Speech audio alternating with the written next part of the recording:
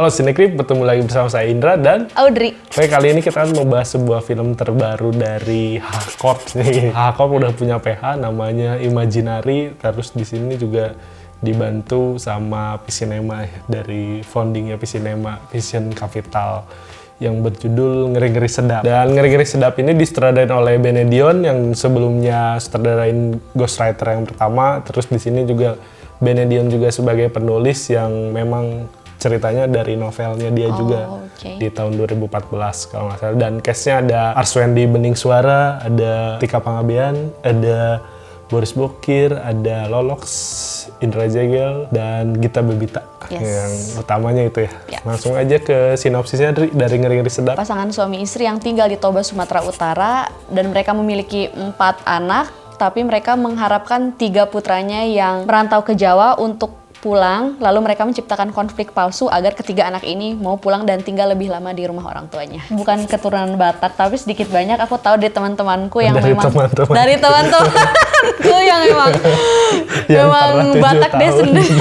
Oh my god, no. Penggambaran soal Bataknya tuh yang memang beneran banget gitu, dari kebiasaan kumpul di lapo, nyanyi-nyanyi yang kalau orang Batak nyanyi itu auto pecah suara. Kan tidak disebutkan ya di film ini siapa nama bapak dan ibu. Iya, tapi memang orang Batak itu pada saat sudah punya anak menjadi orang tua tuh dipanggil berdasarkan nama anak pertamanya. Jadi makanya Pak Domu, Mama Domu. Kayak misalkan kalau aku Batak, orang tua aku mungkin dipanggil Mama Audrey, Pak Audrey, seperti itu gitu. Pantesan tetangga aku yang ada buka warung namanya Abang Vina. Anaknya Vina, soalnya namanya iya. Vina, tante. Memang kayak gitu katanya kalau orang Batak tuh. Hal lain yang mungkin yang menggambarkan Batak bangetnya itu dari ekspektasi Pak Domu, yang mana dia ingin pertama anak pertamanya nikah dengan sesama Batak. Iya. Ya, yang kedua dia ingin anak keduanya itu berkarir di bidang hukum. Ya, yang kebanyakan Batak. Kebanyakan Batak kan memang kalau nggak berkarir di bidang hukum tuh orang tua berekspektasi anak-anaknya akan bekerja sebagai PNS. Iya.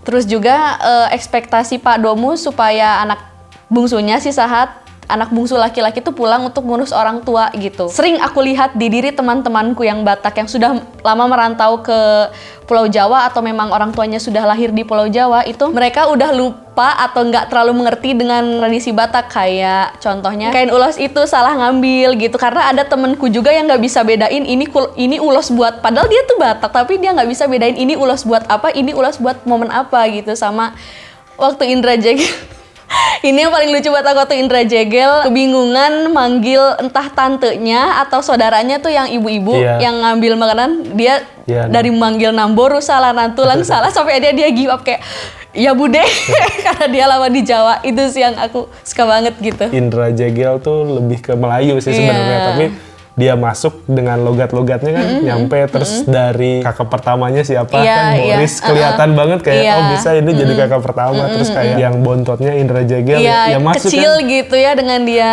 iya kelihatan. Dan ya itunya dari sini juga kan, dari cast yang ini terus dapet banget ini chemistry antara adik kakaknya juga. Terus kayak Domu sama Sarma ini kan itu juga dapet kan kayak kakak adik gitu. Iya, bener, di sini tuh ya udah case-nya oke, terus ya chemistry si Madomunya juga dapet ya udah bikin kita makin percaya aja kan dengan filmnya. Kan kita berdua bukan orang Batak, terus jadi ngasih tahu insight baru gitu insight baru tentang budaya Batak. Oh ternyata di Batak tuh ada budaya kayak gini, ada kayak gininya. Benar. Ya ternyata emang kenapa Batak kekeluargaan banget tuh emang ya di film ini tuh ke Jawa. Film Indonesia tuh tidak harus selalu Jawa sentris gitu kan. Jadi di sini tuh kita dapat akhirnya film yang ini ada budaya Batak juga yang bisa dinikmatin semua yang orang di Indonesia gitu. Dan masalah yang timbul di film ini tuh ada beberapa yang relate juga kan dengan yang mungkin bukan orang Batak juga. Ternyata di semua suku mungkin ada kejadian kayak gitu. Naruh konfliknya tuh ditaruh di keluarga Batak yang memang kan mayoritas umat Kristiani, yang mana menjunjung nilai-nilai pernikahan. Kalau pernikahan tuh sekali seumur hidup. Jadi waktu anak-anak ini mungkin mendengar orang tuanya mau cerai, kayak it is a big deal gitu. Mana ayahnya kan se-effort itu untuk memperlihatkan keluarga harmonis di depan Amang Pandita gitu. Iya, dan semua konfliknya juga sebenarnya karena bapaknya nggak mau malu juga sih. Iya. Karena kan ya harga diri Bener. bapaknya tuh nggak mau rusak sama anak-anaknya gitu. Bener, waktu si Boris tuh cerita kayak bapak tuh ngeliatin ke kita gimana caranya bapak memperlakukan kamu deh ke si Sarma. Jadi mereka tuh lebih dekat ke Sarma dibandingkan antar sama saudara laki-laki gitu, karena bapak selalu kaku, nggak pernah nunjukin kasih sayangnya ke kami yang laki-laki. Nah ini tuh kayak memang fenomena umum gitu. Sejujurnya kayak walaupun mungkin di generasi aku sudah banyak ayah-ayah mungkin yang mulai terlibat dalam pengasuhan anak, tapi pada kenyataannya di angkatan-angkatan di atas kita atau mungkin angkatan orang tua kita mungkin masih banyak orang tua yang khususnya ayah yang masih absen untuk hadir menunjukkan kasih sayangnya. Aku nonton filmnya Indra Jegel tuh yang mana aja ya, pokoknya aku selalu lihat sosok Indra Jegel tuh kayak hyperaktif kayak gitu kan di film-film lainnya, tapi di film ini kan dia jadi anak bungsu yang memang agak diem gitu dengan penuh konflik, tapi lawakan dia dan lawakan karakter-karakter lainnya tuh masuk aja gitu tanpa dibuat-buat, tanpa maksain pengen lucu, tapi effortlessly funny aja, lucu aja buat aku gitu. Ini tuh filmnya emang drama keluarga, bukan drama komedi. Komedinya terjadi ya karena emang situasinya lagi itu lagi bisa memunculkan komedinya aja. Kan biasanya seorang komedian ya filmnya pasti nggak jauh-jauh dari komedi lagi. Tapi ini bener-bener drama. Case di sini kan kebanyakan komedian juga dan ternyata di sini dikasih peran yang nggak terus-terusan harus komedi kan. Di sini juga si para komedian ini bisa dikasih peran yang beneran drama gitu, bisa main film drama. Yang kurangnya mungkin lebih ke agak mengharapkan penyelesaian yang cukup fair untuk Sarma. Iya, aku mengharapkan itu. Sama mungkin ini aja sih, waktu ada satu adegan lah yang mana ada adegan nangis, aku melihat sosok Gabe-nya tuh dia nggak nangis kan ya? Iya, itu susahnya tuh emang itu ada di adegan long take. Long take itu, tapi sayang banget kayak Boris, Gabe sama si Sahatnya kurang dapat ekspresi. Iya, itu sih. Kayak penyelesaiannya Gabe tuh kayak ya masa gitu doang langsung si Gabe maafin. Kayak jadi padahal kan yang bertentangan banget tuh Gabe. Kayak berharap tuh si Gabe tuh ya kayak yang lain dapat insight-nya dari orang lain gitu. Benar. Kan misalkan kayak ternyata Gabe dilihat orang lain, wah suka orang lain tuh jadi ketawa. Dari fansnya kek atau apa. Dari sudut pandang orang lain yang bikin akhirnya bapaknya, oh memang anak saya sering bikin senang orang lain kan. Nah gitu tuh pengennya itunya juga keluar dari orang lain juga, nggak langsung dia datang ke setnya Gabe gitu. Sarma ini kan, kirain Sarma tuh ada chance untuk make her dreams come true. Iya, jadi cuma dia ya udah nggak PNS ya udah gitu. Ya udah. Mungkin ya Bene belum nanya mungkin keresahan cewek-cewek di Medan seperti apa, tapi ya itu sayangnya di sini Sarma nggak dikasih ending yang membahagiakan gitu kan. Atau mungkin mungkin nanti ada lanjutannya. Kalau buat scene yang disuka aku ngakak banget di bagian acara neneknya anak-anak. Gabe tuh ngeliatin bapaknya dari jauh. Terus di situ kan diliatin adegan kalau ternyata si Gabe tuh memang lucu tuh ya turunan dari bapaknya. Itu waktu bapaknya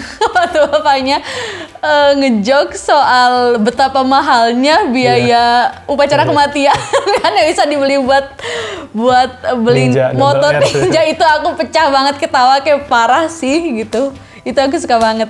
Ya, dan kalau orang ya itu yang tadi yang long take karena di situ anjir Gita Bebita keluar banget kayak emang selama ini dari awal film sampai ending ternyata semuanya nggak ada apa-apa ini loh. Iya, aku loh yang paling di situ pecah banget ya walaupun terkesan long take-nya kayak dikasih seorang gitu kan. Oh iya. Kayak di sini dulu maju sini nggak mungkin kalau dibandingkan dengan long take-nya si Dua Garis Biru ya beda gitu. Mungkin langsung aja ke skornya nih dari Ngeri Sedap. Skor dari aku 8. Oke, sama dari aku juga 8 karena emang ya sisanya kurang ya udah lah ya. Masih kita masih terhibur dengan dramanya, terhibur dengan ceritanya. Kita aja maksudnya yang memang kita pure Sunda nonton itu kayak terhibur gitu. Iya, dan mungkin dengan munculnya Ngeri Sedap ini bakal banyak film-film lainnya yang tidak harus Jawa sentris gitu atau Jakarta sentris. Jadi film-film dari suku manapun yang akhirnya bisa dinikmatin oleh semua orang Indonesia. Jadi biar ya nggak, kita tahu Indonesia Jakarta, Bali, Iya. Jakarta, Iya, gitu-gitu bener. lagi lah. Lumayan akhirnya Indonesia ada film yang bagus 3 bulan berturut-turut nih setelah Lebaran kemarin gara-gara Warisan, terus dilanjut sama Sri Mulat. Dan sekarang ada Ngeri Sedap nih, yang bagus juga. Cukup sekian review dari kita berdua ya. Jadi jangan lupa like, komen, dan subscribe. Dan nyalakan lonceng notifikasinya. Dan sampai jumpa di video-video berikutnya. Bye!